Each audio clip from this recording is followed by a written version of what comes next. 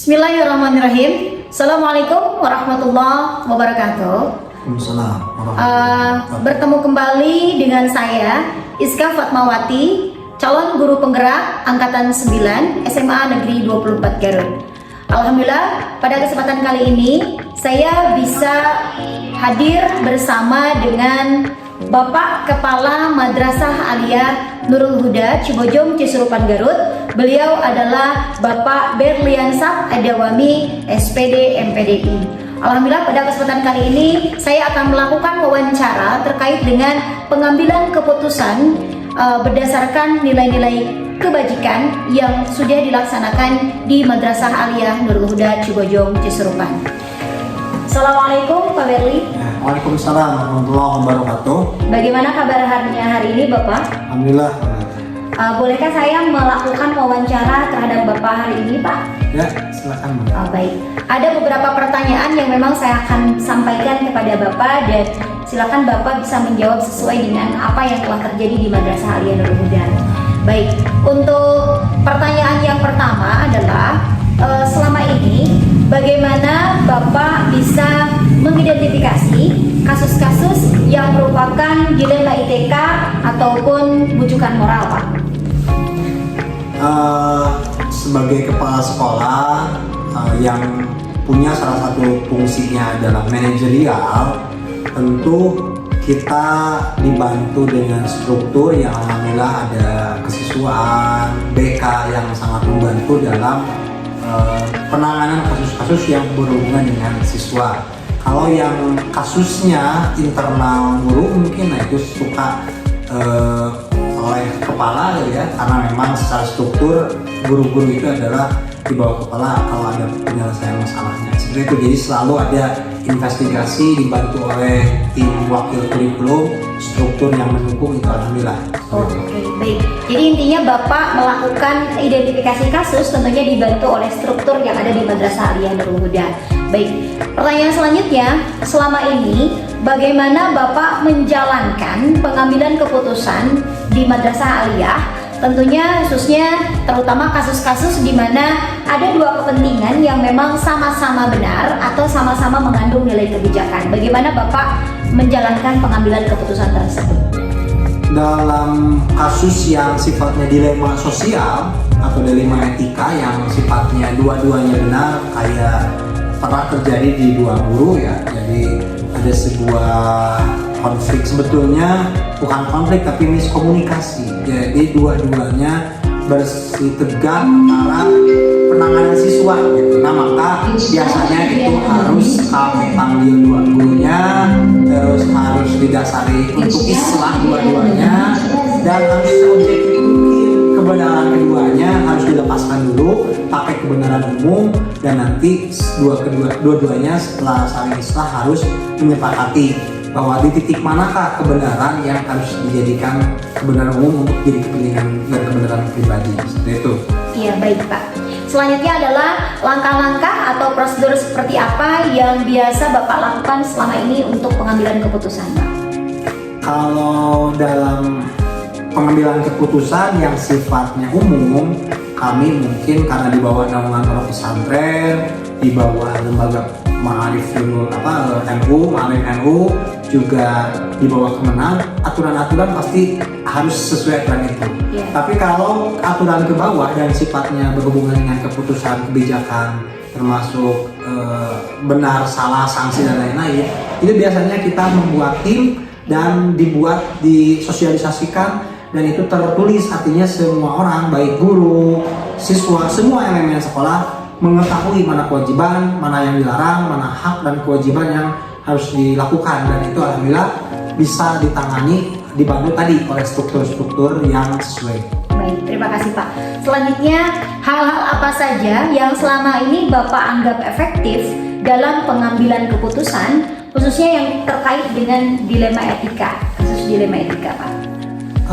Kalau kasus dilema etika, apalagi tataran contohnya yang paling tadi sudah saya sebutkan terjadi adalah di guru, maka itu harus ada pemanggilan, orang-orang yang terlibat dipanggil, kalau mungkin ada saksi juga dipanggil, semua orang harus ditanya secara bukti dan lain-lain kronologinya dari semua versi supaya kita tidak cenderung membenarkan satu menyalahkan yang satu. Dan di akhir pun sekalipun ada seolah ada yang lebih dianggap benar, maka kita pun tadi dikembalikan kepada objektivitas kebenaran umum, bahwa yang umum itu yang harus disepakati, lepaskan kepentingan dan kebenaran versi pribadi. Insya Allah antar guru bisa saling memahami bahwa itu hanya miskomunikasi saja sebetulnya, bukan konflik pada arti yang sebetulnya. Iya, jadi lebih kepada komunikasi ya, harus menjadi komunikasi yang baik ya. Baik, untuk selanjutnya adalah hal-hal apa saja yang selama ini merupakan tantangan yang Bapak rasakan, khususnya dalam pengambilan keputusan pada kasus-kasus dilema etika, Pak? Biasanya sih lebih kepada personal, sikap personal yang tiap orang itu kan beda, ada yang sangat egois, temperamen dan lain-lain. Nah itu yang mempengaruhi biasanya. Jadi ketika ada kedua pihak yang merasa benar dan kedua-duanya mau diislahkan, kalau salah satunya punya sikap egois, temperamen dan tidak mau mengalah, itu susah. Itulah tantangan. Tapi makanya mungkin sebagai pimpinan, sebagai kepala disalahkan bagaimana membongkar itu, bagaimana bahwa ketika di sebuah forum Islam tidak ada yang namanya egois, tidak ada semua orang mungkin punya versi yang benar, tapi nanti kita akan menyepakati versi umum yang benar yang harus disepakati. Iya, tentunya dan ini untuk kebaikan bersama ya. Iya, justru itu. Oke, untuk pertanyaan selanjutnya, apakah Bapak memiliki sebuah jadwal tertentu khususnya dalam sebuah penyelesaian kasus dilema etika? Nah, apakah Bapak langsung menyelesaikannya kasus tersebut di tempat? Ataukah Bapak memiliki sebuah jadwal tentunya untuk menyelesaikannya dalam bentuk prosedur apa atau bentuk seperti apa yang memang pernah Bapak jalankan? Kalau penyelesaian kasus yang dijadwal sepertinya tidak ada ya, kecuali pada kasus-kasus yang berhubungan dengan kebijakan atau kinerja biasanya. Kalau guru, contoh kinerja guru yang dari 1 bulan itu kan kita rekap evaluasi. Kalau yang melebihi di bawah 90% itu biasanya kita panggil, kita tanya kenapa tidak hadir, apalagi kalau apa. Nah itu biasanya dijadwal di akhir bulan atau paling telat di awal bulan mengevaluasi bulan yang sebelumnya.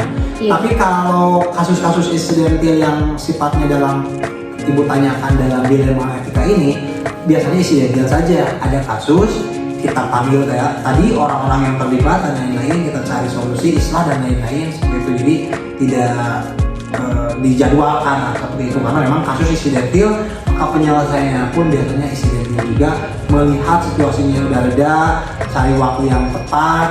Kalau bisa diselesaikan langsung di saat itu, mungkin saat itu. Kalaupun tidak, itu biasanya menunggu semuanya untuk reda dulu kasusnya seperti itu. Oke, baik Pak.